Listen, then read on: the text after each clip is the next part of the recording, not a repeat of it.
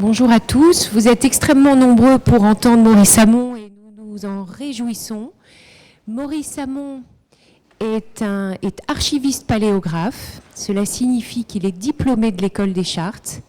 École des Chartes qui a inauguré ses nouveaux locaux hier en présence du président de la République, rue de Richelieu à Paris. Et Maurice Hamon est l'un des rares chartistes à s'être aventuré sur les terres de l'entreprise privée. Donc ça mérite d'être souligné, puisque Maurice Hamon a fait la plus grande partie de sa carrière chez Saint-Gobain, où il a créé le centre d'archives de Saint-Gobain qui se trouve à Blois, qui a été ouvert en 1980. Et Maurice Hamon a fait beaucoup pour l'histoire d'entreprise en général et l'histoire de Saint-Gobain en particulier, qu'il a bien fait connaître à travers plusieurs publications, du Soleil à la Terre notamment. Et Maurice Hamon s'est particulièrement intéressé au XVIIIe siècle. Il a consacré un ouvrage très fouillé, très savant, qui s'appelle « Au cœur du XVIIIe siècle, conditions ouvrières et traditions villageoises à Saint-Gobain », qui vraiment explique dans le détail comment l'on vivait, comment l'on travaillait dans la manufacture des glaces de Saint-Gobain pendant tout le XVIIIe siècle. Et puis, il s'est ensuite intéressé à la figure de Madame Geoffrin, femme bien connue pour son entre-gens, pour son réseau, pour ses amitiés, notamment avec les philosophes. Maurice Hamon nous en parlera. Mais Madame Geoffrin était aussi une femme d'affaires et c'était une actionnaire très influente de la manufacture des glaces au XVIIIe siècle. Donc c'est aussi cet aspect-là du personnage que Maurice va nous faire découvrir. Bien, merci Marie. Mesdames, messieurs, mesdemoiselles, messieurs, bonjour. Écoutez, je suis ravi de vous voir si nombreux, donc on va essayer de parler ensemble de cette Madame Geoffrin, qui effectivement est une personne un peu paradoxale, parce que par certains côtés, elle est très connue, mais est-ce qu'elle est connue exactement dans sa personnalité vraie, ou est-ce qu'au contraire, il y a des pans entiers de cette personnalité que nous ne connaissons pas? C'est une des premières questions que l'on peut se poser. Je poserai aussi une interrogation. Est-ce que Madame Geoffrin était à la tête d'un empire, puisque nous en parlons depuis plusieurs jours? Alors, il y a une réponse de Grimm, mais Grimm, il faut s'en méfier, c'est un journaliste propagandiste et qui en plus soupait chez Madame Geoffrin, donc il était intéressé de part et d'autre à louer sa bienfaitrice. Grimm dit quelque part dans sa correspondance littéraire que Madame Geoffrin était la grand-mère de l'Europe. Alors, qu'est-ce que ça veut dire? Ça veut dire qu'il la voyait, lui, sous l'angle de la protectrice, effectivement, des philosophes, des littérateurs. Et c'est sous cette forme qu'elle est évidemment la plus connue. Et pourtant dès son décès, elle-même ayant dit d'ailleurs à ses familiers, lorsque je serai morte, on m'aura oublié au bout de 8 jours. Donc dès son décès, il y a des voix contradictoires, notamment celle de la duchesse d'Abrantès, alors qu'elle est une polygraphe peu sûre, qui écrit au début du 19e et sous l'Empire, mais tout de même, elle nous livre quelque chose d'un peu troublant. Parmi les personnes remarquables de ce temps, de 1730 à 1780, Madame Geoffrin est sans doute une des plus dignes d'attention. C'est un type à étudier que cette femme qui, n'étant ni noble, ni belle, ni excessivement riche, dont l'esprit n'avait pas cette même transcendance qui impose et proclame des noms, fut cependant connue comme l'étaient alors les personnages les plus distingués de cette époque. Il y a là un caprice du sort amusant à étudier. Donc vous voyez que le personnage est quand même problématique. Et Garat, qui raconte la vie de Soir, un des familiers de Madame Geoffrin, va à peu près dans le même sens.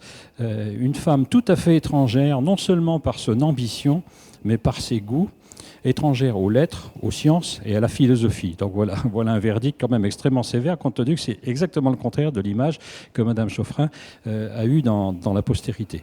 Ceci dit, elle a plusieurs images dans la postérité. Elle est célèbre au XVIIIe siècle, mais elle est célèbre parce que, vous le verrez par la suite, elle a façonné elle-même sa propre image, où lorsqu'elle ne le faisait pas, c'était CCI, des commensaux et tous les gens qu'elle entretenait à grands frais qui se chargeaient évidemment de célébrer ses louanges. Donc ça, c'est évidemment une première restriction que l'on peut faire. Le XIXe siècle l'a adorée, l'a adulée, mais pour d'autres raisons. La femme a perdu son statut juridique, sinon son statut social avec le Code Napoléon. Et le 19e siècle, du coup, a adoré ces femmes d'exception, ces caractères qui paraissaient être des caractères de femmes meneuses, qui tenaient tête aux hommes, qui avaient la capacité juridique, etc. Et donc le 19e siècle voit tout à fait autre chose. Il va en faire une icône du Paris des Lumières, comme on va le voir rapidement. Et puis, bien entendu, par la suite, lorsqu'on regarde après le trou d'air du XXe siècle et un dernier biographe à la fin du XIXe siècle, on peut se poser, nous, aujourd'hui, des questions d'un autre type, et c'est ce à quoi je vais m'efforcer devant vous ce soir. Alors, vous allez voir sur l'image suivante d'où vient cette espèce de vision un petit peu, un peu totalitaire qu'a vu le 19e siècle dans le personnage de Madame Geoffrin. C'est-à-dire qu'on a aimé Madame Geoffrin pour en faire le symbole de tous les salons à la fois. Vous avez sous les yeux ici une vue du peintre Lemonnier, qui est un peintre de genre, qui fait des scènes de ce genre un peu partout à l'époque, qui a connu comme jeune élève un des peintres qui était chez Madame Geoffrin. Lemonnier peint cette scène entre 1812 et 1814. Et elle est censée représenter la lecture d'une tragédie de Voltaire, L'orphelin de la Chine, que tout le monde a oublié, dans le salon de Madame Geoffrin en 1755. Alors ce qui est intéressant dans ce tableau, c'est que c'est un tableau totalement artificiel, totalement composite, c'est-à-dire que ce salon est censé représenter à lui tout seul tous les salons du XVIIIe siècle. Donc vous avez des personnages qui sont assis côte à côte, qui ne se sont jamais rencontrés. Vous avez des personnages qui se détestaient cruellement, notamment Montesquieu et son fils, qui ne pouvaient pas s'entendre. Et puis vous avez des personnages qui étaient surtout décédés à cette époque. Donc vous voyez qu'il ne faut pas se fier beaucoup à ce type de représentation. Mais malgré tout, alors j'ajoute encore que la collection de tableaux de Madame Geoffrin qui est censée être là, bien, elle ne comporte pas que des tableaux de Madame Geoffrin. Il y a également des tableaux de Greuze, le peintre qu'elle détestait le plus. Donc vous voyez que lorsqu'on regarde les sources, y compris iconographiques, de façon attentive, on se pose un certain nombre quand même de problèmes utiles. Donc il ne faut pas trop se fonder sur cette représentation idéalisée qui envoie un message typiquement du XIXe siècle. La France était au centre de l'Europe, les Lumières rayonnaient depuis la France à travers toute l'Europe avec tous ces grands personnages, et les Lumières étaient à la fois la cause et le rayonnement et le moteur du rayonnement français au moment des Lumières. Donc Madame Geoffrin est chargée de toutes les qualités, de toutes les tâches possibles pour la diffusion des Lumières à partir, disons, des années, on disait à l'époque 1749, mais en fait je vais essayer de vous montrer que tout cela était beaucoup plus précoce.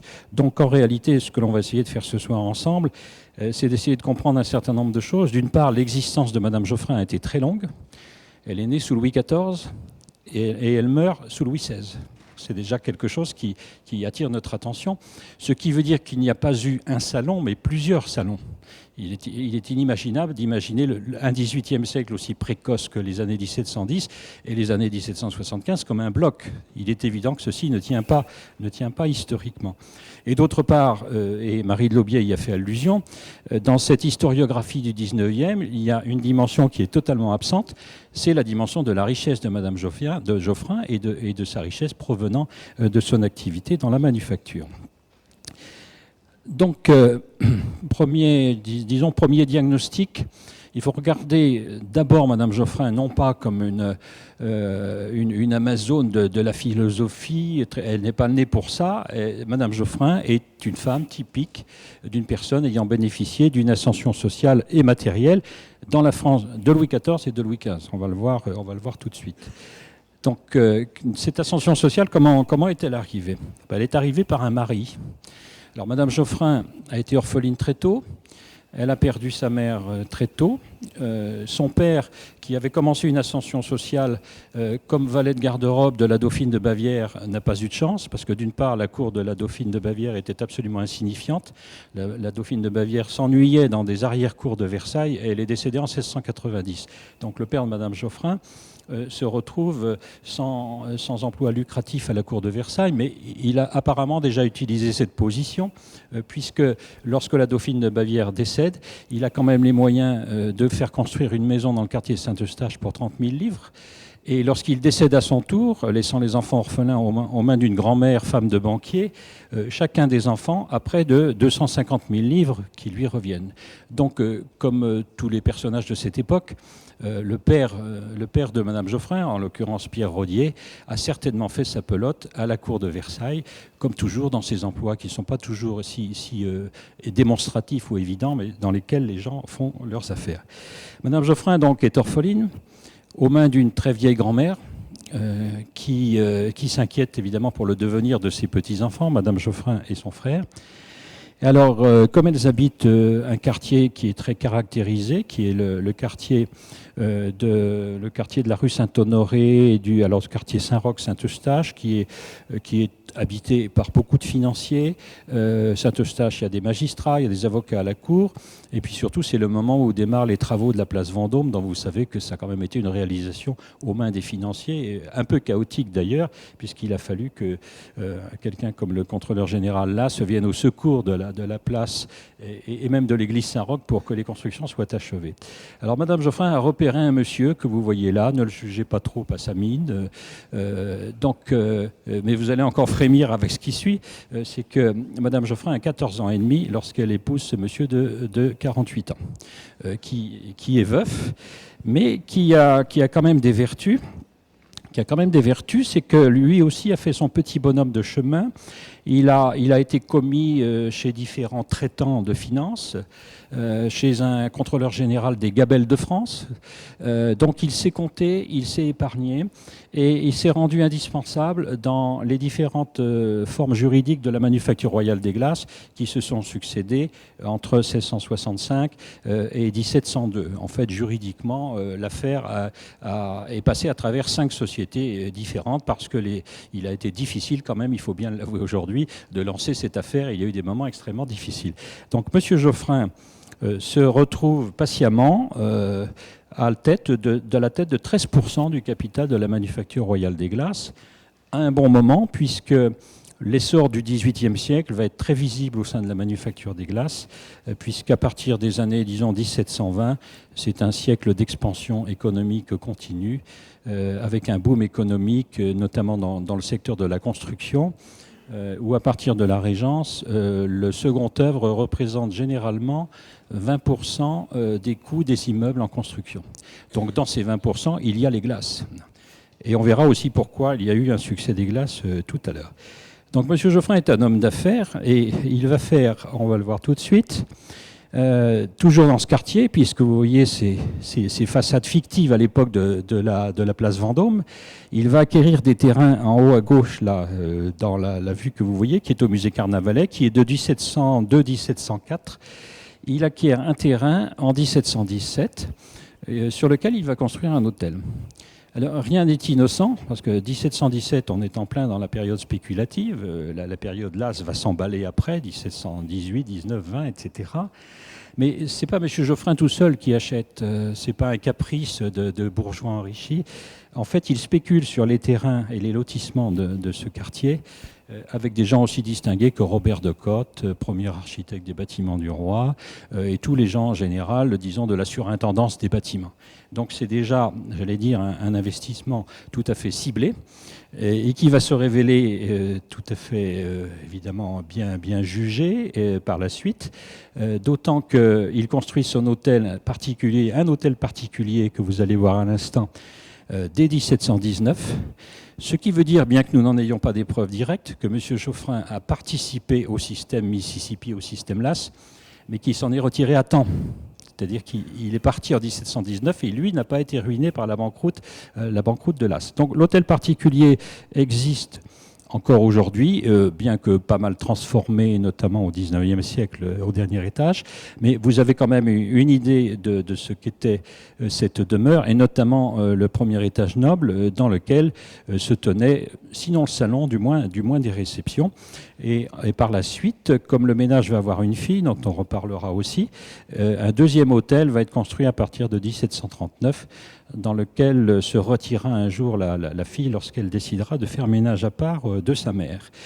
Donc tout cela, vous voyez, est quand même très caractéristique de cette ascension sociale. Et on va voir encore après un personnage, après la vision de la rue Saint-Honoré, de la façade de l'église Saint-Roch, que Las aura achevé de ses deniers. Vous savez que pour devenir contrôleur général, on l'a baptisé, on l'a fait communier dans la même journée. Et puis il a payé son écho, c'est-à-dire qu'il a payé des hôtels de la place Vendôme. Et c'est lui qui a payé la façade de l'église Saint-Roch. Quand vous repasserez aujourd'hui devant, vous vous souviendrez de ce détail. Alors tout ceci ne se fait pas évidemment de façon isolée. On va voir un personnage ensuite qui va tenir une place au sein de la manufacture des glaces. Mais cette manufacture des glaces, pourquoi est-elle si prospère au XVIIIe? Comme je vous l'ai dit tout à l'heure, c'est parce qu'il va y avoir une rupture technologique. C'est la première dans l'histoire de Saint-Gobain, avec l'invention du coulage du verre sur une table de métal pour faire des glaces de grande dimension, comme celle que vous avez sous les yeux ici, à la place des techniques de soufflage antérieures qui étaient très limitées, puisque c'était dans la limite du souffle humain, donc ça ne faisait que des glaces d'1 mètre, d'1 mètre 10. Avec cette invention-là, on peut faire des grandes glaces, les prix de revient sont meilleurs, donc les prix de vente baissent, et du coup l'industrie concurrente de Venise, qu'on a voulu imiter au départ, meurt, et la dernière glacerie de Venise meurt en 1720. Donc vous avez là une explication des succès de Saint-Gobain, de la fortune du ménage Geoffrin grâce à ce procédé, et on va voir ensuite que ce procédé a eu évidemment un grand succès parce qu'il a beaucoup plu aux architectes des bâtiments du roi qui ont commencé à le disposer dans les édifices publics. Donc à ce dessin de Gabriel correspond la réalité aujourd'hui de ce cabinet du Conseil à Versailles. Mais il est surtout important de dire que ceci va transformer le décor intérieur français. C'est-à-dire que les gens qui ont des fortunes, les financiers, les grands magistrats, vont vouloir faire la même chose dans leurs hôtels. Donc le marché de la glace se met à décoller à partir des années 1720. Il double jusqu'au milieu du XVIIIe siècle et il double une deuxième fois jusqu'aux années 1780, dans un ancien régime très très très prospère. Donc on va avancer sur la suite, et tout ceci simplement pour vous situer les choses. Tout ceci se passe dans une usine créée à cet effet, qui est à Saint-Gobain, en Picardie, entre Soissons et Laon, dont vous voyez ici une vue vers 1740, et dans des bâtiments que vous allez voir ici également, qui sont des halles verrières tout à fait classiques, mais c'est tout à fait nouveau, c'est une industrie, il faut investir, il faut accepter des pertes, mais si tout se passe bien et si l'affaire est bien gérée, on s'enrichit. Et on s'enrichit parce qu'on s'associe à des associés qui, eux, sont des professionnels de l'argent, des Genevois d'une banque très connue à Genève, la Banque Saladin, qui faisait des tas d'affaires avec la cour de France, approvisionnement pour les guerres, traité d'approvisionnement en blé, contrats financiers, etc. Et pour des hasards sur lesquels je ne m'attarde pas parce que ce serait trop long, un employé de la Banque Saladin en 1702, qui était en train de traiter de beaucoup d'affaires très juteuses sur Paris, accepte de rentrer dans le capital de la manufacture sous la pression du contrôle général. Alors c'est important parce que on a beaucoup parlé dans les tables rondes ces jours-ci du pouvoir des actionnaires, des conseils d'administration. Il faut dans un conseil, surtout à cette époque, assurer une forme de stabilité pour développer une politique.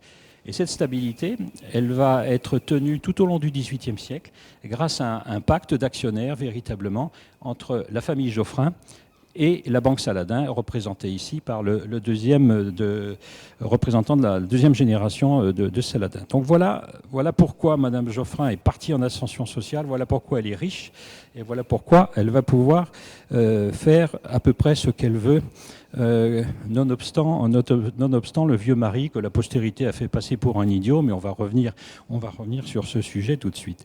Alors dans les images suivantes, voilà une vue d'Hubert Robert qui montre que l'hôtel de la rue Saint-Honoré va servir aussi tout au long du XVIIIe siècle, non seulement d'hôtel particulier, mais il va servir éventuellement de siège social clandestin, parce qu'il y a le siège social était au Faubourg Saint-Antoine, mais il y a des réunions stratégiques un peu secrètes qui vont se tenir chez Madame Geoffrin, et là, dans ces cas-là, on chasse les habitués du salon, on traite d'affaires sérieuses. Mais là, ce tableau est un peu tardif, il fait partie de la mise en gloire de Madame Geoffrin, et j'y reviendrai, mais il faut quand même rappeler que cet hôtel de la rue Saint-Honoré a joué lui aussi un rôle double, pas seulement un rôle de mondanité et de sociabilité mondaine, mais un rôle de bureau d'affaires et de centre d'affaires. Donc ensuite, Vous avez l'esquisse, donc tout ceci pour préciser comment ce dessin est né. Alors, on aborde maintenant la question du salon. On dit salon, alors on le prend au sens actuel. Encore une fois, le tableau de l'aumônier est complètement faux. On ne se réunissait pas en assemblée plénière comme on l'a vu. En réalité, il y avait des tranches horaires chaque jour où elle recevait des personnes différentes. Et quand on dit tenir salon, on tenait salon souvent dans la chambre. Et la chambre de Madame Geoffrin, que vous voyez là, toujours dessinée par Hubert Robert, permettait de fermer, vous voyez, le rideau, de cacher le lit, et ensuite vous aviez une pièce très vaste en avant, et dans laquelle les vrais habitués, c'est-à-dire une compagnie de 7, 8, 10 personnes, pouvaient discuter entre eux, pouvaient faire leur trait d'esprit, etc., mais sans pour autant d'ailleurs véritablement parler forcément de choses sérieuses, ça on y reviendra. Alors ce salon, on va donc se développer à partir des années 1725, à mon avis. Donc, quand on présentait dans le schéma classique l'essor du salon à partir de la mort de M. Geoffrin en 1749, on était totalement dans l'erreur, car tous les textes que l'on a nous montrent bien, mais il faut les rapprocher. Hein. Ce sont des petites lignes de ci, de là, il faut les rapprocher, nous montrent bien que Mme Geoffrin a eu une ambition absolument frénétique de tenir son salon dès les années 1720. Alors Sainte-Beuve, qui travaillait sur des vagues extraits de mémoire, a quand même eu une formule très intuitive, la société la plus complète, la mieux organisée de son temps. On va voir pourquoi. C'est la raison, la réponse à cette interrogation, c'est que Madame Geoffrin a voulu se démarquer de ses rivales, parce qu'il y en avait beaucoup, et qu'elle a inventé un procédé de développement de son salon assez original, c'est-à-dire en clair, elle a voulu distancer ses rivales sur un certain nombre de terrains. Donc je dirais, pour faire court et pour vous situer les idées, qu'en fait il y a 3 salons successifs. Il y a un premier salon à partir des années 1725 jusqu'aux années 1735 qui copie ce qu'on appelait les bureaux d'esprit. Donc on faisait des assemblées plutôt littéraires, on lisait des pièces, souvent médiocres d'ailleurs, où les gens s'endormaient, s'ennuyaient, surtout quand il fallait les lire à Fontenelle, 92 ans, complètement sourd. Donc Marmontel a décrit une scène dans ses mémoires, il a passé 1h30 à hurler une de ses tragédies dans les oreilles de Fontenelle, qui n'a toujours rien compris, mais qui était ravi. Donc vous voyez qu'il ne faut pas se faire non plus trop d'images un peu flatteuses sur le sujet. Donc première période de salon. Ensuite, vous allez voir que Madame Geoffrin a un coup de génie face aux grandes rivales. Elle se dit, il faut que j'invente autre chose, il faut que je rebondisse. Et elle va inventer un deuxième jour de réception, mais réservé aux artistes et aux aristocrates. Ce que ne pourront pas faire ses rivales, parce que ses rivales étaient pauvres, alors qu'elle n'était pas noble, mais elle était riche. Donc ceci fait la différence. Et puis ensuite, vous aurez la dernière période, où va arriver un personnage qui va compter beaucoup, qui est d'Alembert, très influent sur Madame Geoffrin, qui ne fait pas de philosophie et qui ne fait pas de mauvais esprit au salon de Madame Geoffrin, mais c'est une personnalité qui va fixer un certain nombre de gens autour de lui et qui va faire rebondir la notoriété de Madame Geoffrin, avec un atout supplémentaire que nous verrons, c'est l'atout européen. Donc on va défiler rapidement les modèles. Madame de Tencin, je passe rapidement sur elle, chanoinesse défroquée, une vie scandaleuse, maîtresse du régent, du cardinal Dubois, enfin j'en passe parce que si je vous faisais la liste complète, je pense qu'on y passerait un certain temps. Agioteuse dans le système LAS, elle a gagné beaucoup d'argent dans le système LAS. Bon. Et donc, on a toujours dit que Madame Geoffrin avait pris la suite de la clientèle, si j'ose dire, de Madame de Tencin, donc c'est complètement faux. Elles sont effectivement voisines rue Saint-Honoré, mais assez tardivement. Et en réalité, quand on regarde les textes, on s'aperçoit que l'une et l'autre fréquentent les mêmes sociétés, beaucoup plus tôt. Le salon de Madame de Lambert, qui est le grand modèle du salon intellectuel, posé, avec des gens sérieux, qu'elles sont aussi à la cour de Sceaux, chez la duchesse du Maine. Donc en fait, elles travaillent en parallèle, mais on a voulu arranger la chronologie de façon à ce que tout soit logique, et ça n'est pas le cas.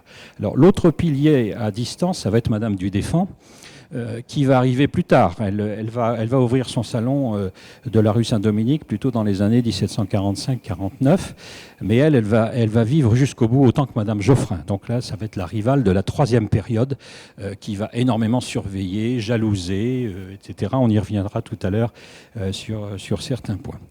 Donc voilà comment ça démarre. Donc on est dans pleine période d'évolution des salons.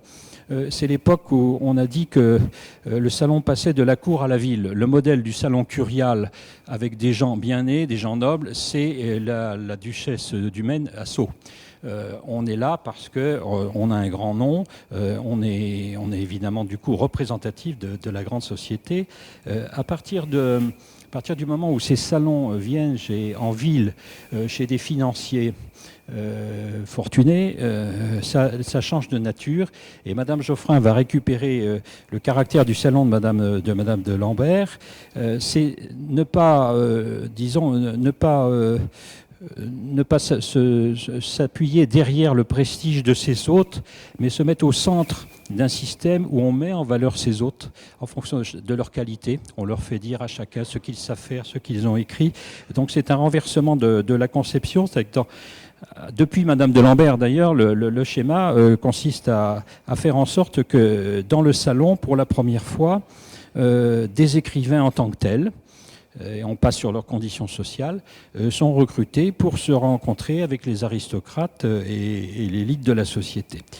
Et donc, quelqu'un a dit, je crois que c'est un mémorialiste du temps, c'est d'Alembert, tout simplement, oui. Les uns y portaient le savoir des Lumières, les autres cette politesse et cette urbanité que le mérite même a besoin d'acquérir. Les gens du monde sortaient de chez elle, c'est-à-dire de chez Madame Geoffrin, plus éclairés, les gens de lettres plus aimables. Donc voilà à peu près la philosophie générale de la chose. Donc c'est le début du salon. Ce qui prouve qu'il est précoce, c'est une citation du marquis d'Argenson dans ses mémoires, que je ne vous lirai pas pour ne pas allonger la chose, mais le marquis d'Argenson, dans ses mémoires de 1736, laisse entendre une chose très intéressante, c'est que Monsieur Geoffrin joue un rôle au sein du salon, parce que c'est lui qui tient l'argent encore. Madame Geoffrin n'est pas veuve. Et il surveille les dépenses, et il affecte par son silence son profond mépris pour ces intellectuels causeurs irresponsables, par ailleurs ennemis idéologiques de la grande industrie, il faut s'en souvenir, mais qui se nourrissent amplement à la table de la grande industrie, notamment deux piques-assiettes absolument remarquables qui sont Fontenelle et Montesquieu. Alors Fontenelle habitait en face en plus, donc Fontenelle ne ratait aucun repas. Dès qu'il avait faim, il traversait la rue Saint-Honoré et il venait manger chez Madame Geoffrin. Donc ça c'est quand même intéressant à savoir, parce que ça pose une autre question plus intéressante vis-à-vis de la fortune des Geoffrin.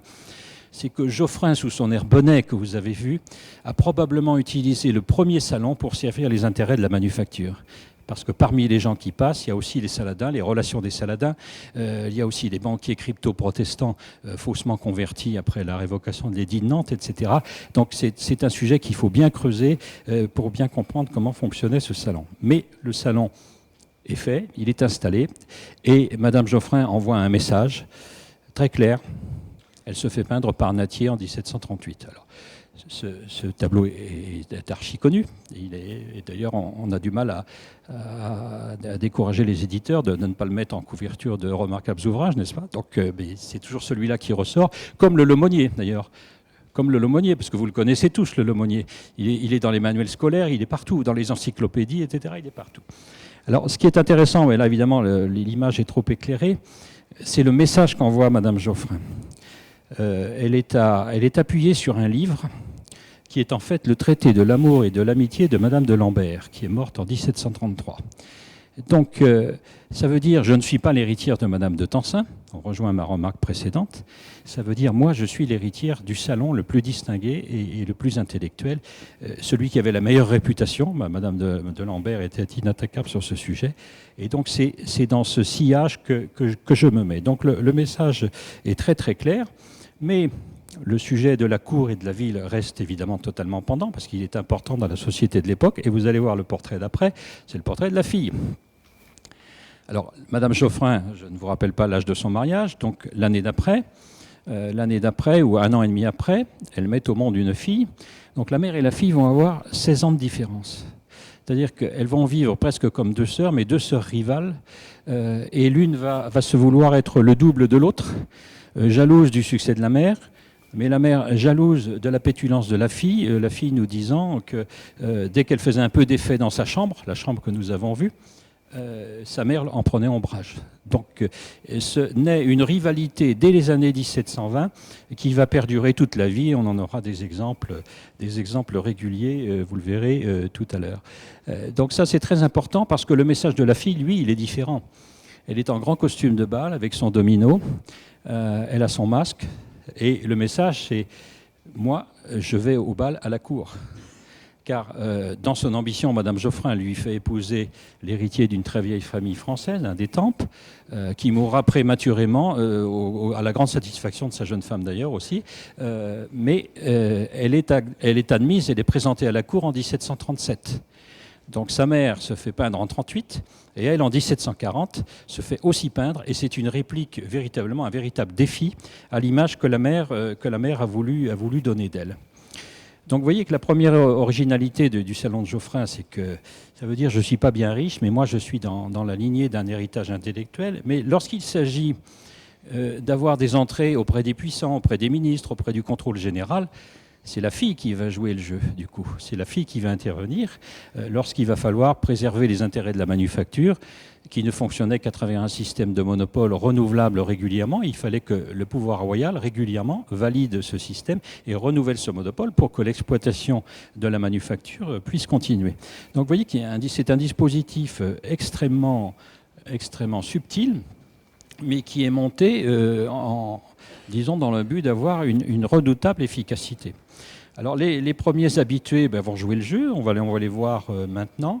Alors effectivement, c'est la clientèle de Madame de Tencin, Fontenelle, bien entendu. Fontenelle, 78 ans en 1735, 94 ans en 1751 et qui mourra dans sa 100e année. Et qui va, impavide et tout sourd qu'il est, traverser tout le salon. Montesquieu ensuite, qui va servir lui aussi de garant vis-à-vis de la société littéraire. Et Montesquieu, pareil, qui ne meurt qu'en 1755, va être assidu notamment pour les causes que je vous ai données tout à l'heure, son féroce appétit. Tous ces gens-là, c'est évidemment le milieu de l'Académie française, dont va servir Madame Geoffrin pour faire comme ses rivales, c'est-à-dire essayer de placer ses protégés à l'Académie. Et Montesquieu aura un rôle important parce qu'il va donner à Madame Geoffrin le premier prétexte de sa différenciation. Elle va jouer une carte que ne jouent pas ses rivales, c'est la carte des sciences. Elle va essayer de se rapprocher des scientifiques alors qu'elle n'y connaît strictement rien. Mais Montesquieu va la mettre en relation avec le président de la Royal Academy de Londres, Fawkes, et c'est grâce à lui qu'elle va faire un certain nombre d'actions dont je vous parlerai tout à l'heure. Alors, parmi les rigolos, il y a évidemment des poètes, des poètes Piron. Alors Piron qui faisait des épigrammes parfois méchants, parfois d'un goût douteux. Alors lui, il n'a jamais vu l'Académie parce qu'il avait fait très jeune un poème priapique que Louis XV ne lui a jamais pardonné. Donc Louis XV s'est opposé à son entrée à l'Académie, d'où l'épitaphe qu'il avait rédigée pour sa tombe, Sigy Piron qui ne fut jamais rien, pas même académicien. Donc il avait d'ailleurs en plus un petit chien avec un regard intelligent. Ces peintures de l'époque sont toujours très agréables. D'autres habitués aussi. Alors Piron faisait des choses de très mauvais goût. Il avait fait un poème sur le pot de chambre de Madame de Tencin. Vous voyez, c'est d'un goût absolument exquis. Donc sa réputation était quand même assez mauvaise. Alors autre habitué, mais un tout petit peu plus tard, c'est Marmontel. Mais il est précieux parce que dans ses mémoires, il a raconté beaucoup de choses sur la façon dont se déroulait le salon de Madame Geoffrin, bien que Marmontel ait été, en fait, quand on le regarde aujourd'hui, un très médiocre écrivain. Notamment l'auteur des contes moraux, qui sont des contes sentimentaux, mais d'un ennui absolument colossal, mais Marmontel. Alors lui, en plus, il arrivait par les femmes. Disons que pour parler crûment, il faisait une carrière de gigolo, ce qui l'aidait auprès des duchesses, auprès des actrices. Il a été notamment l'amant de Mademoiselle Clairon. Et donc, quand ses pièces étaient mauvaises, en général, c'est Mademoiselle Clairon qui les sauvait par son interprétation. Donc, tout se tient finalement dans ces salons. Alors après Marmontel, on va voir, évidemment, on va revoir Madame de Tencin, parce que tout ça, c'est quand même un peu le même monde. C'est simplement pour faire une remarque, c'est que Madame Geoffrin a quand même eu une chance historique, c'est qu'à un moment donné, vers 1749-1750, les grandes rivales disparaissent, les premières rivales disparaissent. Madame de Tencin meurt en 1749, la même année que M. Geoffrin. Donc, Mme Geoffrin est libérée du mari et d'une rivale. Donc, c'est évidemment un coup double pour une année, c'est assez extraordinaire. Donc, c'est quand même une chance historique parce qu'il y avait une autre qu'elle craignait beaucoup et qui est bien connue, c'est Mme du Châtelet. Elle, quand même, vraie scientifique, enfin, à peu près. Et Mme Geoffrin en avait peur et ne savait pas comment l'approcher. Mais vous savez que la chère Émilie est décédée dans les conditions que vous savez et très, très précocement. Donc, dans la vie, j'allais dire, il faut avoir de la chance et Mme Geoffrin a eu la chance de voir ses rivales qui se sont dispersées. Donc, après cette période charnière, Madame Geoffrin va avoir ce coup de génie de dire je ne vais pas seulement recevoir les mercredis, je vais recevoir les lundis, un deuxième jour. Et ce deuxième jour sera consacré aux artistes et aux grands aristocrates collectionneurs. Alors l'homme qui lui a soufflé la chose, parce qu'elle n'y connaît rien en matière artistique, donc ça on rejoint les citations que je vous ai données au départ, l'homme qui lui a soufflé la chose, c'est le comte de Caylus, grand collectionneur, et c'est quand même le Français qui a fait les fouilles de Pompéi et qui commençait à publier les résultats des fouilles de Pompéi. Et donc il y avait une renommée auprès des artistes, qu'il entretenait d'ailleurs lui-même, puisqu'il emmenait avec lui des dessinateurs, des peintres pour faire les relevés de ce qu'on trouvait à l'époque à Pompéi. Alors Caylus va lui constituer sa clientèle. Voilà, donc vous allez voir à la suite les gens qui vont arriver chez Madame Geoffrin, François Boucher, à qui elle va commander des premiers tableaux, le Suédois Rosselin qui a fait des tableaux admirables que vous avez peut-être vus il y a quelques années de ça dans une exposition à Versailles et qui peignait lui aussi toute la société. Vous allez avoir ensuite Karl van Loo, l'aîné de la dynastie, qui était le peintre préféré de Madame Geoffrin, qu'elle aimait beaucoup, mais qui évidemment est mort assez jeune, puisqu'il était quand même d'une génération assez âgée déjà. Après Van Loo, il va y avoir Vien, qui a été élève de Van Loo, que Madame Geoffrin tyrannisait, parce que quand elle l'a recruté jeune, elle lui a dit je veux du Van Loo. Et Vien lui a dit je suis désolé, je ne sais faire que du Vien. Donc ça c'est un trait de caractère de Madame Geoffrin, c'est qu'elle est absolument tyrannique avec ses familiers, avec ses artistes qu'elle paie. Elle paie très cher, puisqu'elle a tenu dans ses carnets la liste des tableaux qu'elle achetait. Alors après Vien, il y en aura d'autres. En fin de vie, il y aura Hubert Robert. C'est pour ça que vous voyez tant de représentations d'Hubert Robert, mais j'y reviendrai parce que ça n'est pas neutre non plus. Et on voit là la façon dont elle choisissait ou critiquait un tableau. Non seulement elle se faisait montrer les tableaux chez elle, on retrouve la fameuse chambre, mais quelquefois elle débarquait à l'improviste dans l'atelier de l'artiste et elle lui faisait corriger des tableaux. Elle voulait imposer ses goûts à elle, ce qui nous vaut quelquefois d'ailleurs dans les mémoires des artistes quelques formules assez sanglantes. Donc voilà la première société d'artistes, mais c'est un coup de génie parce que ces rivales qui n'ont pas d'argent ne peuvent pas faire ça. Et Madame Geoffrin, non seulement va s'acheter des tableaux pour elle, mais elle va encourager des artistes pour peindre les voûtes de l'église Saint-Roch, pour faire des cadeaux aux amis. Elle fait parfois peindre des tableaux qu'à l'époque, c'est fréquent. On fait des échanges de portraits, de tableaux. Donc elle fait la même chose. Là, c'est assez courant. Mais ceci lui assure une supériorité sur ses rivales. Alors, d'autant que l'époque est cruciale pour la manufacture. On va revenir à sa fortune. Le salon reçoit aussi, bien entendu, des financiers, mais des hauts fonctionnaires, etc. Et il y a un voisin, ou des voisins, dirais-je, qui s'appelle le marquis de Marigny, que sa sœur, la Pompadour, vient de placer comme surintendant des bâtiments.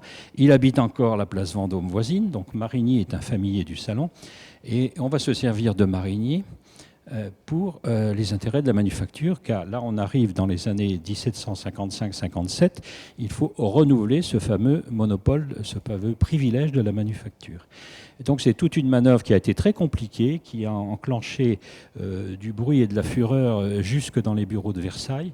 Et Marigny est un dispositif important dans ce renouvellement, qui est évidemment vital pour Madame Geoffrin et sa fille.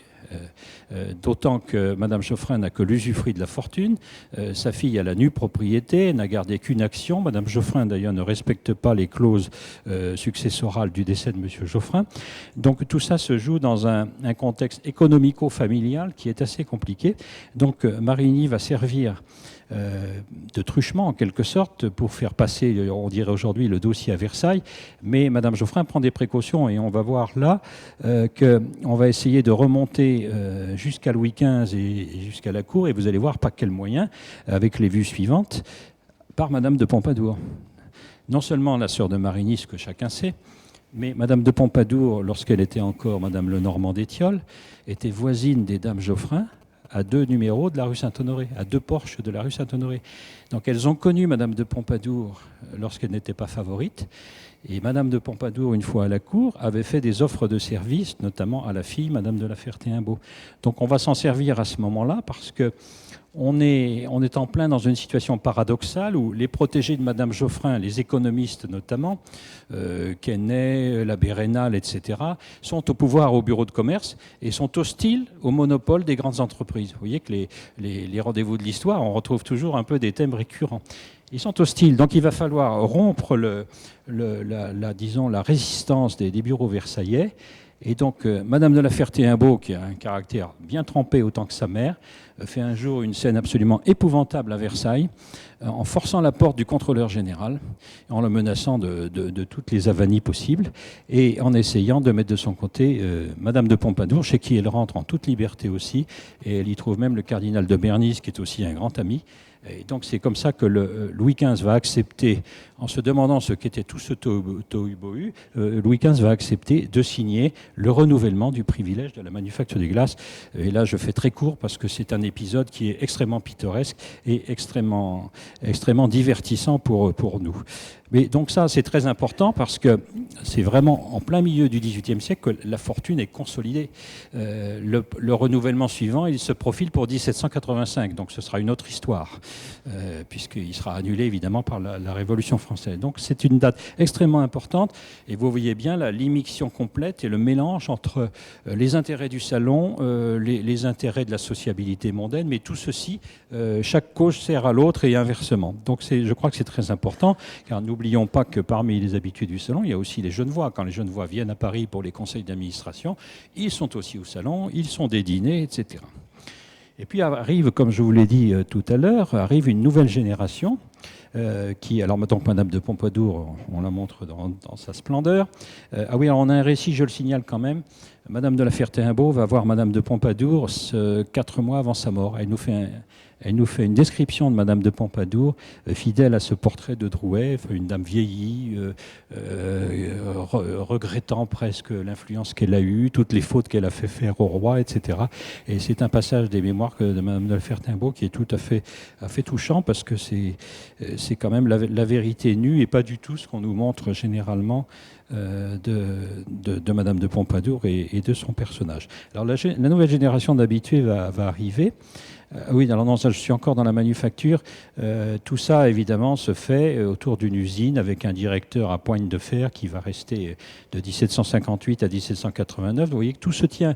Il fallait stabiliser la situation juridique pour faire face au développement des ventes de glace à travers l'Europe, qui sont en train d'exploser, comme je vous l'ai dit. Donc il y a un directeur à poigne. On refait les bâtiments, on va le voir sur la... et on recrute... on dirait aujourd'hui, des ingénieurs ou des cadres d'industrie compétents. On utilise un autre habitué du salon, qui est l'ingénieur Perronnet, le constructeur des ponts, etc., qui va envoyer ce qu'on appelait des élèves de fabrique, en fait des élèves ingénieurs. Et puis on va modifier et étendre le site de Saint-Gobain. On va prendre les conseils de Soufflot pour les constructions. Et la porte de l'usine de Saint-Gobain, qui existe encore aujourd'hui, a été non pas construite par Soufflot, mais bénie par Soufflot, lors d'un voyage que Madame Geoffrin a organisé avec Marigny, avec Soufflot, pour convaincre Marigny de renouveler le privilège et le monopole. Donc la porte, il y a une autre vue de la porte que vous allez voir, mais tout ceci existe encore aujourd'hui. Hein, donc c'est un des bons témoignages des 350 ans de Saint-Gobain. Donc la vue suivante nous montre maintenant le passage à la dernière période du salon que je vous ai décrite, c'est celle qui va tourner autour de d'Alembert. Donc là aussi, il faut, je crois, il faut gommer une vision un peu idyllique. Là, on ne discutait pas de philosophie et d'idées nouvelles dans les salons. C'est une illusion. D'ailleurs, comparé à la société d'aujourd'hui, est-ce que les gens qui se rencontrent dans une dans une réception mondaine, vont aborder les sujets qui fâchent, vont entamer un débat philosophique, ou alors le vin a trop coulé quelquefois, alors les esprits s'échauffent. Mais sinon, non, c'est la sociabilité mondaine. On dit des banalités, on échange des choses. Et c'est exactement ce qui se passait dans le salon de Madame Geoffrin, malgré la présence de d'Alembert. D'Alembert travaillait le matin, il était là l'après-midi. Mais d'Alembert, d'après les témoignages, ne faisait qu'une chose, il avait des talents d'imitateur, et il imitait les autres membres du salon, il imitait les comédiens de la Comédie Française, et ça faisait beaucoup rire les présents au salon. Donc c'est pas là que d'Alembert va agir et pousser les idées nouvelles, mais simplement le salon a un rôle d'honorabilité pour ces intellectuels qui sont évidemment de temps en temps quand même condamnés par la Sorbonne, persécutés, l'encyclopédie est interdite, etc. Mais il ne faut pas voir de liaison de cause à effet entre les salons et des actions qui sont en fait totalement extérieures. D'Alembert est beaucoup plus occupé à la conquête de l'Académie en essayant d'y placer des séides et des alliés, et c'est pas du tout chez Madame Geoffrin que ça va se passer. Alors là arrivent dans cette génération des gens qui sont les plumitifs de l'encyclopédie, mais pas chez Madame Geoffrin, qui sont à l'extérieur. Vous avez là l'abbé Morlaix. Alors les abbés, ces abbés sans vocation qui ont quand même reçu la tonsure au XVIIIe siècle, c'est un peu les rédacteurs des ministères aujourd'hui, c'est un petit peu les énarques du moment. Ils pondent des documents sur le commerce, sur la liberté des grains, etc. Et des gens comme l'abbé Morlaix vont faire cette carrière jusque, et y compris au-delà de la Révolution française. Et Morlaix, lui, effectivement, est un ferme partisan des idées nouvelles, mais il est prudent chez Madame Geoffrin, qui l'a admis avec une certaine précaution, d'autant qu'à chaque fois que ces protégés vont se signaler, ça va être pour des ennuis épouvantables. La parution de l'Esprit d'Helvétius, qui est un livre, évidemment, qui tranche beaucoup sur les opinions de l'époque. Le Bélisaire de Marmontel. Enfin, tous ces gens-là se retrouvent en général à la Bastille pour avoir fait des écrits qui ont été condamnés et puis s'être entêtés. Alors, aller à la Bastille, évidemment, c'est un passage obligé pour la gloire. Parce qu'à la Bastille, on a son appartement, on a son domestique, on commande au restaurant voisin les repas quotidiens, mais quand vous ressortez de la Bastille, vous êtes auréolé évidemment d'une image de martyr qui est absolument parfaite pour relancer votre carrière. Mais ça ennuie beaucoup Madame Geoffrin. Par exemple, à l'issue de l'affaire de Bélisaire, quand Marmontel sort de la Bastille, en 1767, il logeait chez elle depuis 1758, elle le met à la porte. Pas de vagues, pas de bruit, surtout pas, parce que ceci va nuire à ma réputation. Donc elle ne veut pas se laisser prendre dans ce type de polémique, d'autant que la chose lui revient de façon désagréable, parce que en 1760, sur la place de Paris, à la Comédie Française, on joue une pièce qui s'appelle Les Philosophes. Et Les Philosophes, c'est une caricature de toute la bande des habitués de Madame Geoffrin, d'Alembert. Alors, il y a même Rousseau qui n'est pas du salon, en fait. Mais alors, c'est une charge extrêmement violente, puisque Rousseau, dont vous connaissez les opinions, amoureux de la nature et le retour au bon sauvage, le personnage qui représentait Rousseau rentrait sur la scène à quatre pattes en broutant une salade. Et la Comédie Française était pleine à craquer. Il y a eu une émeute ce soir-là, parce que le secret avait été évidemment éventé, et tout le monde savait qu'il allait se passer quelque chose. Donc vous voyez que, en fait, la philosophie calme et tranquille ordonnée au sein du salon de Madame Geoffrin, c'est un mythe, c'est un leurre complet. Alors elle va rajouter un autre atout à tout cela. C'est qu'elle va se faire. Alors aussi, il y avait évidemment des habitués en petite société qui la reposent un petit peu. Notamment, elle aimait bien les jeunes et jolies duchesses ou comtesses. Et là, notamment, alors c'est un tableau éblouissant d'ailleurs de Rosselin, dont vous voyez le talent. C'est la comtesse d'Egmont-Pignatelli, qui était la fille du duc de Richelieu. Et qui avait épousé un grand d'Espagne et que Madame Geoffrin adorait avec quelques autres jeunes beautés de l'époque. Mais celui qui les adorait encore plus, c'est celui qui participait à ces petits soupers, à 3 ou 4, c'est le futur cardinal de Rohan. Alors voilà le détail du tableau. Et ensuite, vous allez voir le cardinal de Rohan, qui appelait les trois jeunes femmes les déesses du mont Ida. Il appréciait beaucoup ces petits soupers intimes. Donc voilà pour situer l'évolution du salon. Le coup supplémentaire de Madame Geoffrin, c'est de passer à une autre dimension, c'est de passer à l'Europe. Alors elle passe à l'Europe pour des raisons qui sont un petit peu contingentes au départ. Elle a reçu en 1741 un noble polonais et qui lui a envoyé ensuite, pour faire son tour d'Europe, son fils en 1754.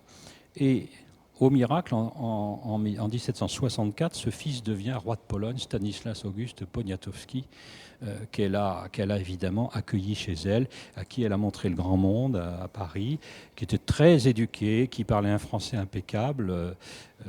Donc, ceci déclenche une espèce d'hystérie, parce qu'on a la correspondance complète avec Stanislas Auguste Poniatowski. Les termes sont dithyrambiques, mais hors normes. Enfin, c'est des termes véritablement amoureux. Madame Geoffrin est quand même une dame âgée. Elle approche de ses 70 ans. C'est mon fils, mon roi, etc. Et du coup, elle conçoit un projet. On va voir le portrait solennel de Stanislas Auguste Poniatowski. Elle conçoit un projet, c'est d'aller le voir en Pologne et de devenir une espèce de reine-mère en Pologne auprès de son cher fils Stanislas Auguste Poniatowski. Alors déjà, les affaires polonaises, je passe dessus parce qu'il faut 2 heures pour les raconter. Hein. Et rappelez-vous, après les 3 partages de la Pologne, etc. La Pologne, le royaume héréditaire, est pris en étau entre l'Autriche et la Russie. Mais Madame Geoffrin n'y voit pas malice. Alors le roi résiste de toutes ses forces. Il lui fait 1000 objections dans des tas de lettres. Mais à chaque fois, elle répond oui, mais je viens. Bon. Donc elle va en 1766. Après avoir réglé des tas de problèmes diplomatiques dans lesquels elle met le plus grand désordre à la cour de France, parce que la cour de France n'était pas favorable à Stanislas Auguste Poniatowski, donc elle s'aliène Choiseul, elle s'aliène Louis XV, mais peu importe, son héros c'est lui. Donc en 1766, elle part de la rue Saint-Honoré, elle a fait construire exprès une berline.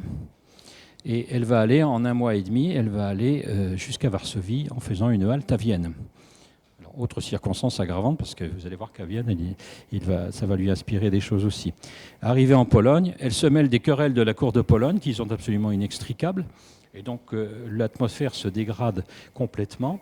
Et quand elle repartira de Pologne début du mois de septembre 1766, elle est quasiment fâchée avec Stanislas Auguste Poniatowski et avec toute la cour.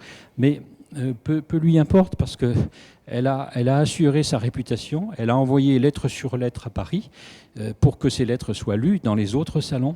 Et évidemment, elle joue la fausse modeste, mais en réalité, elle fait sa propre propagande à Paris, en montant en épingle ce voyage en Pologne, en faisant des descriptions absolument extraordinaires de ce qui s'est passé. Alors, ce qui s'est passé, effectivement, on va le voir après.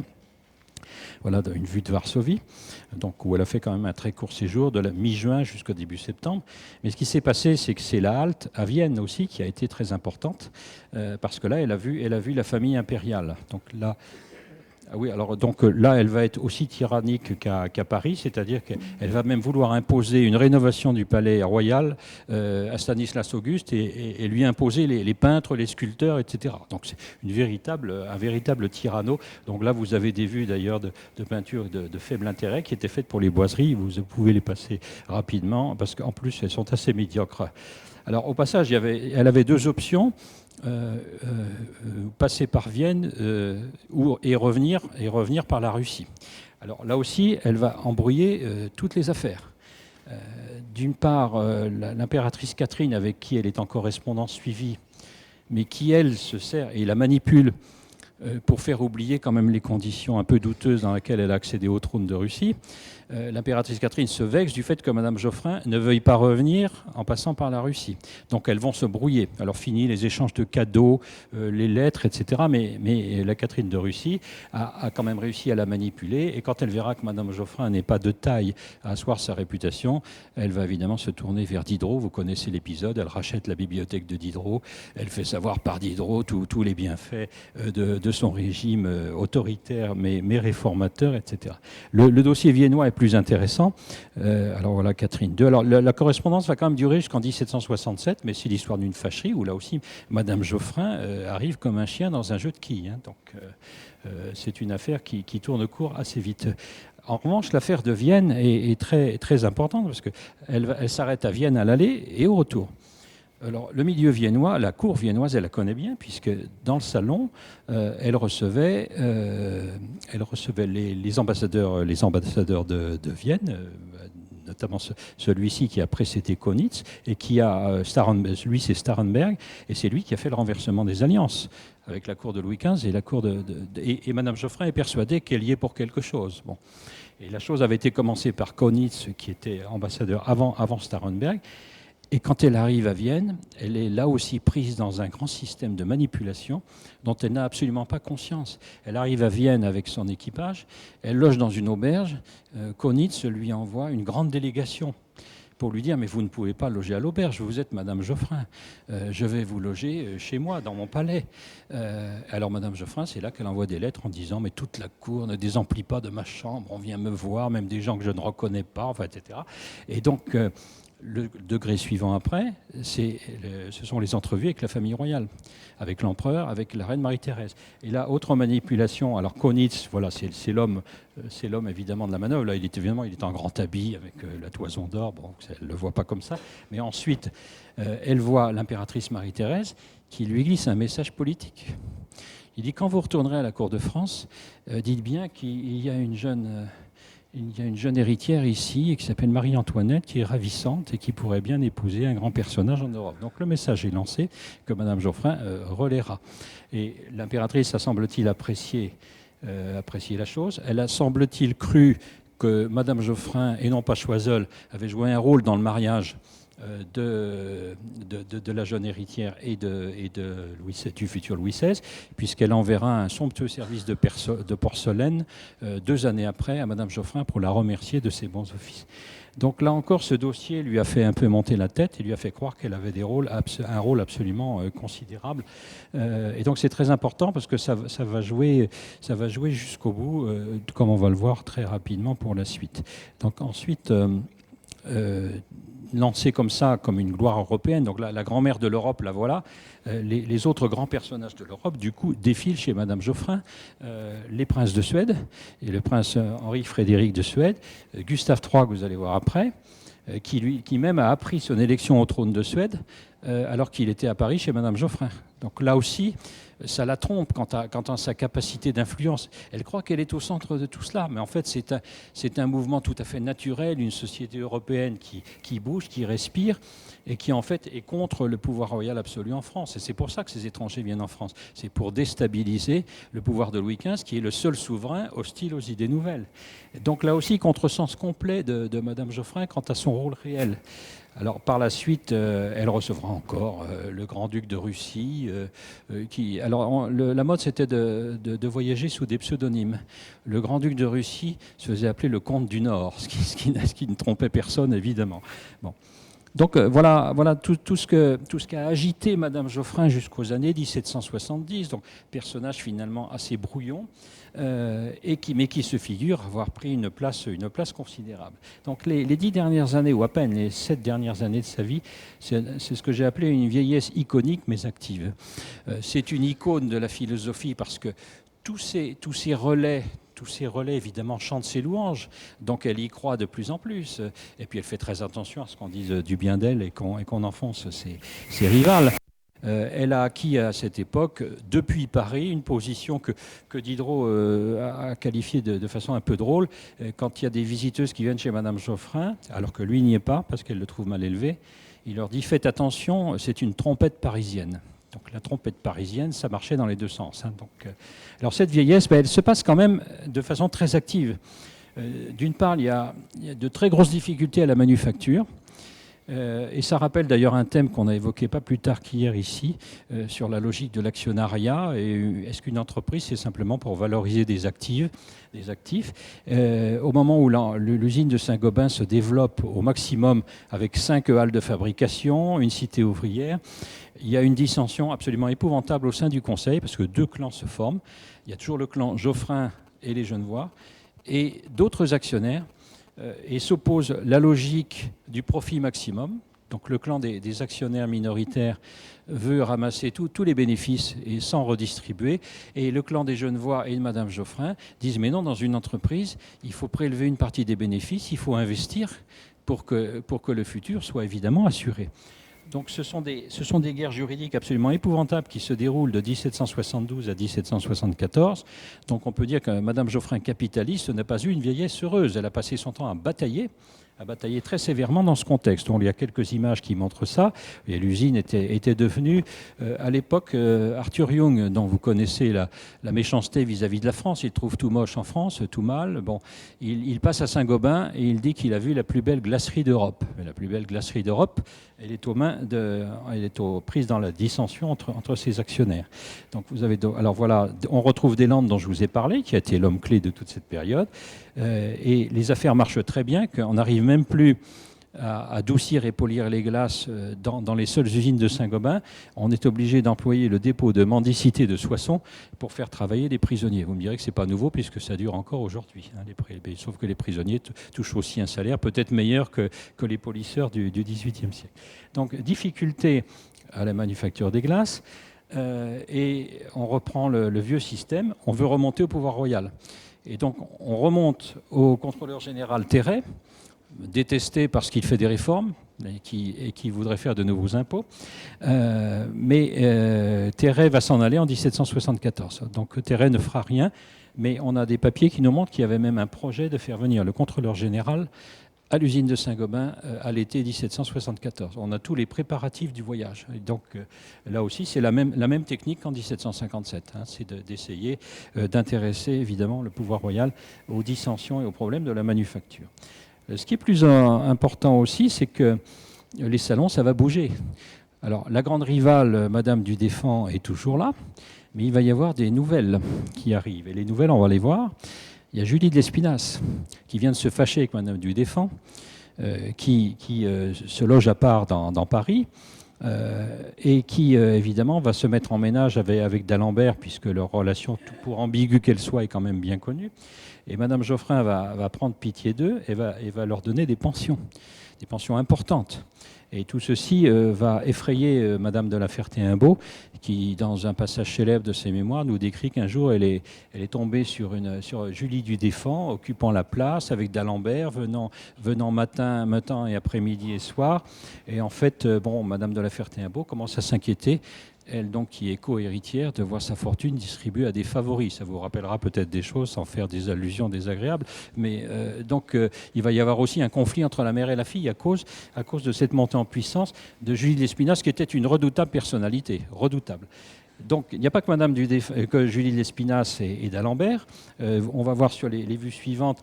Il y a aussi les salons beaucoup plus radicaux au plan philosophique, Helvétius, d'Holbach. Là, ne vous trompez pas à cette mine charmante de Madame d'Holbach, mais c'est vrai qu'elle n'intervenait pas, alors que Madame Helvétius, elle était beaucoup plus militante, en fait.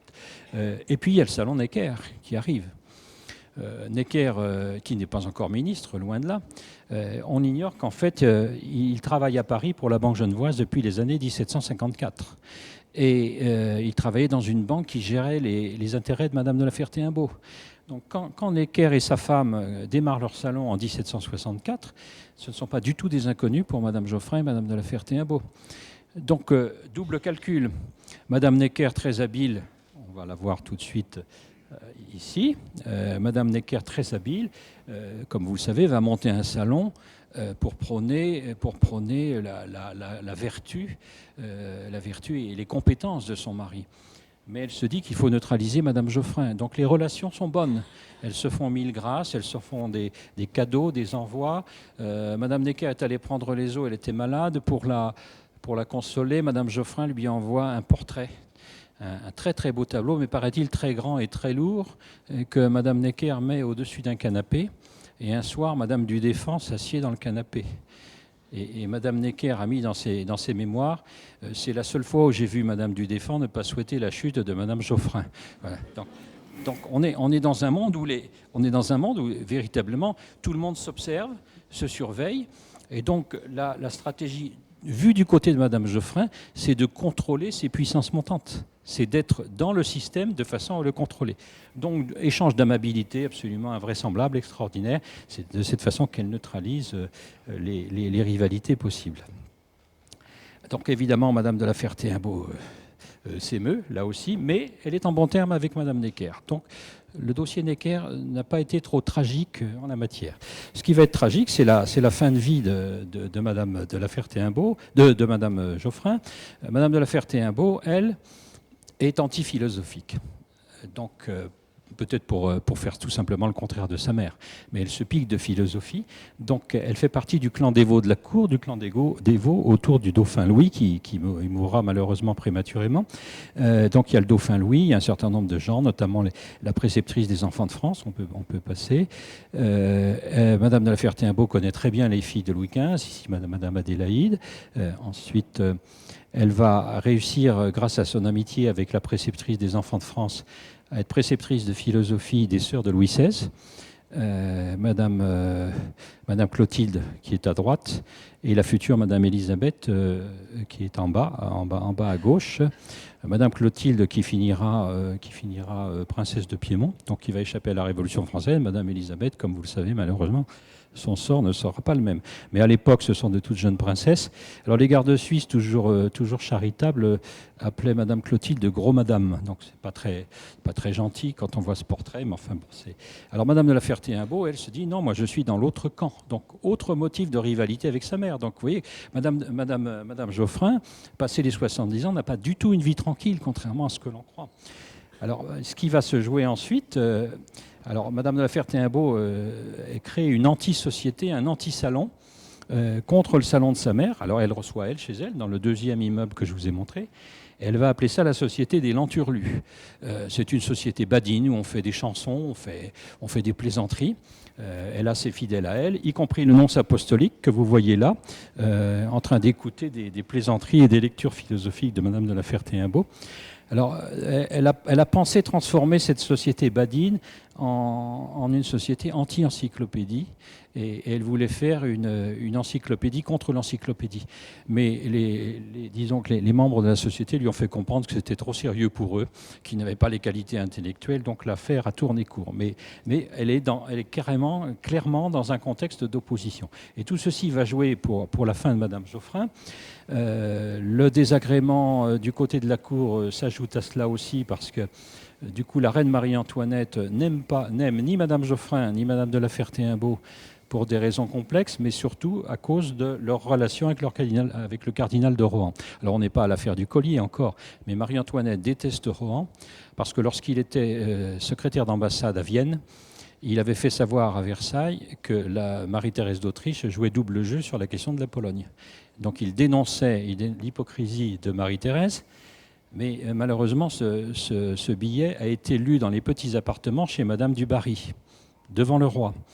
Et la jeune Marie-Antoinette a toujours été persuadée que Rohan était au cœur d'un complot pour nuire à l'image de sa mère et agir sur les affaires européennes. Donc tout ceci va se jouer dans une partie de bras de fer qui se terminera d'ailleurs par l'obtention du chapeau de cardinal pour Rohan. C'est un roman d'espionnage, on pourrait le raconter en 50 pages. La reine s'oppose à Rohan, bien entendu. Et Madame de la Ferté-Imbaud et sa mère vont se servir une dernière fois de Stanislas Auguste Poniatowski parce que pour des raisons impossibles à expliquer, le roi de Pologne a droit à présentation du chapeau de cardinal vis-à-vis de Rome. Et elles vont convaincre, y compris Madame Geoffrin, qui est à l'époque sur un lit de grabataire, elles vont convaincre Stanislas Auguste Poniatowski de donner le chapeau à Rohan, ce qui se fait au prix de 1000 ruses, et la reine, apprenant ça par hasard, a eu du mal à calmer sa fureur. Donc ça n'a pas amélioré leur relation. Alors, in fine, Madame Geoffrin va faire une dernière tentative, c'est de donner l'image d'une personne apaisée. La vieillesse, c'est le calme, c'est la paix. Donc fini les nattiers, les portraits de bouchers, etc. Elle se retire de temps à autre dans les jardins de l'abbaye Saint-Antoine, au bout du faubourg Saint-Honoré. Comme par hasard, c'est derrière la manufacture des glaces, donc c'est peut-être un hasard qui n'en est pas un. Et là, elle s'est fait portraiturer par Hubert Robert, que vous voyez là allongé en bas en train de dessiner, non assis dans l'herbe en train de dessiner. Alors là, le message est très clair. Je vais dans une société dont les sœurs sont des aristocrates, l'abbesse est une Beauvaucran, Je me retire comme autrefois les grandes pécheresses. Je me retire au couvent. Je fais comme Madame du Défend, qui s'est retirée à l'abbaye Saint-Joseph dans les appartements de Madame de Maintenon. Donc vous voyez que là encore, la prétention reste élevée de vouloir se donner encore un statut et un rang. Donc elle demande à Hubert Robert 3 tableaux, la représentant en visite à l'abbaye Saint-Antoine, pendant une collation. Là oui, c'est pas très visible. Se promenant, on la voit de dos, se promenant en donnant le bras à l'abbesse Beauvaucran. Et le troisième est encore chargé de symboles. Il y a une nonne qui donne à manger au cygne, signe de pacification, et c'est le portrait, la silhouette de la nonne est probablement une représentation métaphorique de Madame Geoffrin. Donc Madame Geoffrin veut donner d'elle une image paisible. Elle avait décidé que sa petite mort se déroulerait à ses 70 ans. 70 ans, c'est 1770-1771. Elle vit jusqu'en 1777. Elle fait diffuser un portrait qui est une gravure qui est exécutée d'après un portrait qu'on a fait d'elle en Pologne. Normalement, tout doit bien se passer. Sauf que elle va contracter une maladie, un refroidissement à Notre-Dame de Paris en célébrant l'année sainte en 1776, et qu'elle va s'en remettre quelques mois, mais qu'elle va ensuite tomber sous le coup d'attaques de paralysie répétées, et qu'elle va mourir lentement jusqu'à l'automne 1777. Et là, il y a un enjeu considérable, il y a un symbole. Le clan philosophique se déchaîne, car Madame de la Ferté-Imbaud fait revenir sa mère à la religion, peu à peu, et il y a des scènes même d'une incongruité et d'une indécence incroyable. D'Alembert fait une scène parce qu'il a trouvé l'imitation de Jésus-Christ sur la table de chevet de Madame Geoffrin. Il rameute Morlaix, il rameute des tas de gens qui veulent faire un scandale. Madame de la Ferté-Imbaud va les écarter violemment et va leur interdire la porte de sa mère. Du coup, écrit polémique dans Paris, injures, etc. Donc la fin de Madame Geoffrin ne va pas être tout à fait paisible. Ce sera dans ce contexte polémique extrême. Donc voilà comment finira Madame Geoffrin. Donc c'est à partir de ce moment-là, son image va changer. Donc, et nous revenons au tableau de l'aumônier, c'est-à-dire qu'on a longtemps cru que le tableau de l'aumônier était parfaitement authentique parce que l'esquisse était de Boucher. Donc l'esquisse ne pouvait être que de 1759, etc. Non, l'esquisse qui est au musée de Marseille est bien de l'aumônier. Il n'y a aucun problème. Donc ce qui veut dire que dès la mort de Madame Geoffrin, donc quelques années après, Morlaix vit encore. Morlaix a édité dès 1777 les éloges de Madame Geoffrin. Il est fait rééditer en 1812. Le tableau est prêt en 1814. Donc dès la mort de Madame Geoffrin, on veut garder son image, mais son image vue par les philosophes. Il n'empêche que cette image, évidemment, n'était plus la même après la Révolution. Si vous avez en tête un mot de Madame Vigée-Lebrun, que Madame Geoffrin a essayé de connaître aussi, mais Madame Vigée-Lebrun, qui a traversé la Révolution, a dit au XVIIIe siècle, les femmes étaient reines, et la Révolution leur a fait perdre leur trône. Donc d'une certaine façon, Madame Geoffrin a aussi perdu son trône avec la Révolution française, ce qui explique toute l'historiographie ultérieure. Voilà.